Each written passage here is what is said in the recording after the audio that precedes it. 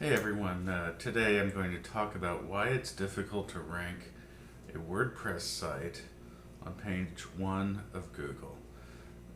Most of you aren't aware of something called the code to content ratio, and this is actually a big factor for Google. What it means is that Google looks at how much source code there is for a web page versus how much content there is on the page.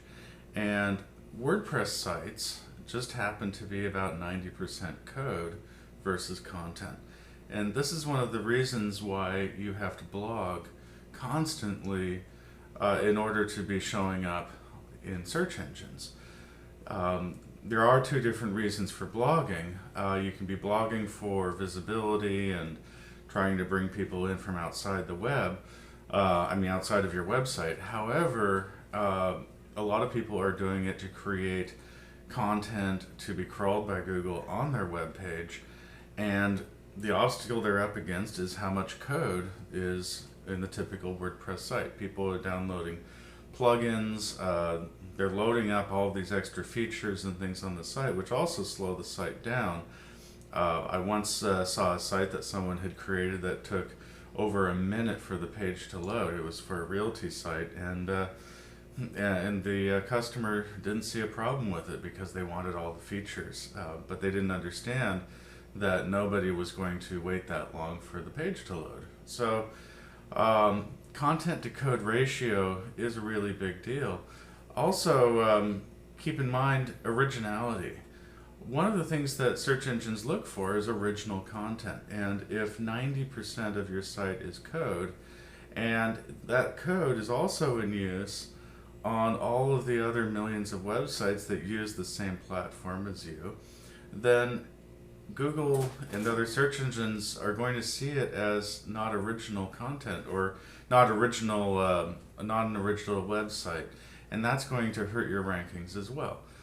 The sites that I've built that rank at the top of search engines actually have very little code in them at all, and this is done just through straight coding of HTML and CSS, or a custom platform that we created that actually renders pages so only the rendered content shows. These are not things that are easy to do with WordPress, and so I'm just here to share why you may be struggling with a WordPress site. And the reality is, a lot of these platforms that you can buy that make editing your website convenient are actually costing you your ranking in search engines. And I've talked previously in these other videos here about different ways of showing up and how you should be designing your pages for people and not for search engines. But this is one thing that you can't really get away from when you're using something like Wix or WordPress, or where they've got an extremely user-friendly interface, and you're trading that convenience for your search results. There are some things that you can do in WordPress, like minifying your code or caching your information or your content, so that when people go to the site, it gets there's a pre-rendered version that gets served up, but this gets complicated and requires more technology than it's probably worth.